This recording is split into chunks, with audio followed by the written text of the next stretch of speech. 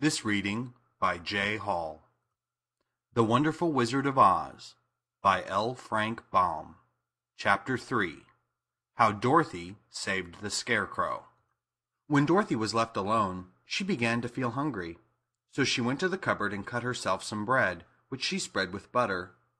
She gave some to Toto, and taking a pail from the shelf, she carried it down to the little brook and filled it with clear, sparkling water.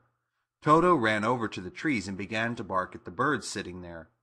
Dorothy went to get him, and saw such delicious fruit hanging from the branches that she gathered some of it, finding it just what she wanted to help out her breakfast. Then she went back to the house, and having helped herself and Toto to a good drink of cool, clear water, she set about making ready for the journey to the City of Emeralds. Dorothy had only one other dress, but that happened to be clean, and it was hanging on a peg beside her bed. It was gingham, with checks of white and blue, and although the blue was somewhat faded with many washings, it was still a pretty frock. The girl washed herself carefully, dressed herself in the clean gingham, and tied her pink sunbonnet on her head. She took a little basket and filled it with bread from the cupboard, laying a white cloth over the top. Then she looked down at her feet and noticed how old and worn her shoes were. "Due for a long journey, Toto," she said, and Toto looked up into her face with his little black eyes and wagged his tail to show he knew what she meant. At that moment, Dorothy saw lying on the table the silver shoes that had belonged to the Witch of the East. "I wonder if they'll fit me," she said to Toto. They would be just the thing to take a long walk in, for they could not wear out. She took off her old leather shoes and tried on the silver ones, which fit her as well as if they had been made for her. Finally, she picked up her basket. "Come along, Toto," she said. "We will go to the Emerald City and ask the Great Oz how to get back to Kansas again." She closed the door, locked it, and put the key carefully in the pocket of her dress. And so, with Toto trotting along soberly behind her, she started on her journey. There were several roads nearby, but it did not take her long to find the one paved with yellow bricks. Within a short time she was walking briskly towards the Emerald City, her silver shoes tinkling merrily on the hard, yellow roadbed. The sun shone bright and the birds sang sweetly, and Dorothy did not feel nearly so bad as you might think a little girl who had been suddenly whisked away from her own country and sat down in the midst of a strange land. She was surprised as she walked along to see how pretty the country was about her. There were neat fences at the sides of the road, painted a dainty blue color, and beyond them were fields of grain and vegetables in abundance. Evidently the Munchkins were good farmers and able to raise large crops. Once in a while she would pass a house, and the people came out to look at her and bow low as she went by, for everyone knew she had been the means of destroying the wicked witch and setting them free from bondage. The houses of the Munchkins were odd-looking dwellings, for each was round, with a big dome for a roof. All were painted blue, for in this country of the East, blue was the favorite color. Toward evening, when Dorothy was tired with her long walk and began to wonder where she should pass the night, she came to a house rather larger than the rest. On the green lawn before it, many men and women were dancing. 5 little fiddlers played as loudly as possible, and the people were laughing and singing, while a big table nearby was loaded with delicious fruits and nuts, pies and cakes, and many other good things to eat. People greeted Dorothy kindly and invited her to supper and to pass the night with them, for this was the home of one of the richest Munchkins in the land, and his friends were gathered with him to celebrate their freedom from the bondage of the wicked witch. Dorothy ate a hearty supper and was waited upon by the rich Munchkin himself, whose name was Bok. Then she sat upon a settee and watched the people dance. When Bok saw her silver shoes, he said, "You must be a great sorceress."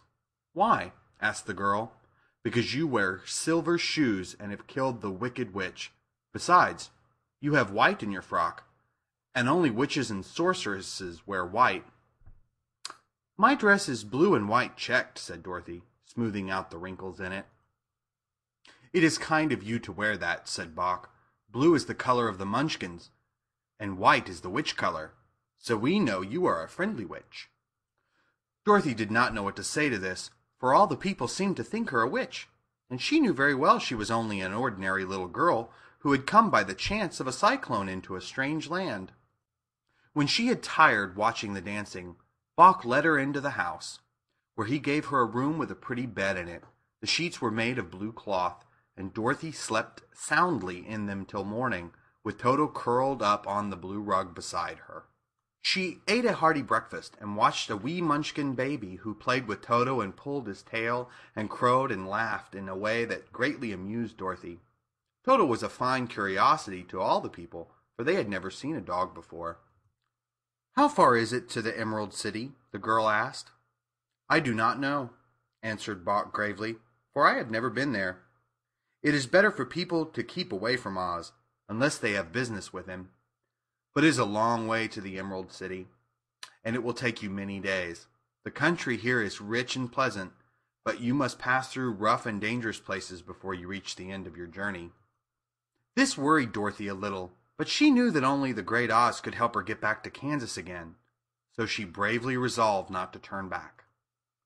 She bade her friends goodbye and again started along the road of yellow brick. When she had gone several miles, she thought she would stop to rest, and so she climbed to the top of the fence beside the road and sat down. There was a great cornfield beyond the fence, and not far away she saw a scarecrow placed high on a pole to keep the birds from the ripe corn. Dorothy leaned her chin upon her hand and gazed thoughtfully at the scarecrow. Its head was a small sack stuffed with straw, with eyes, nose, and mouth painted on it to represent a face. An old pointed blue hat that had belonged to some munchkin was perched on his head, and the rest of the figure was a blue suit of clothes, worn and faded, which had also been stuffed with straw. On the feet were some old boots with blue tops, such as every man wore in this country, and the figure was raised above the stalks of corn by means of the pole stuck up its back. While Dorothy was looking earnestly into the queer painted face of the scarecrow, she was surprised to see one of the eyes slowly wink at her. She thought she must have been mistaken at first, for none of the scarecrows in Kansas ever winked, but presently the figure nodded its head to her in a friendly way. Then she climbed down from the fence and walked up to it, while Toto ran around the pole and barked. "Good day," said the scarecrow in a rather husky voice. "Did you speak?" asked the girl in wonder. "Certainly," answered the scarecrow. "How do you do?"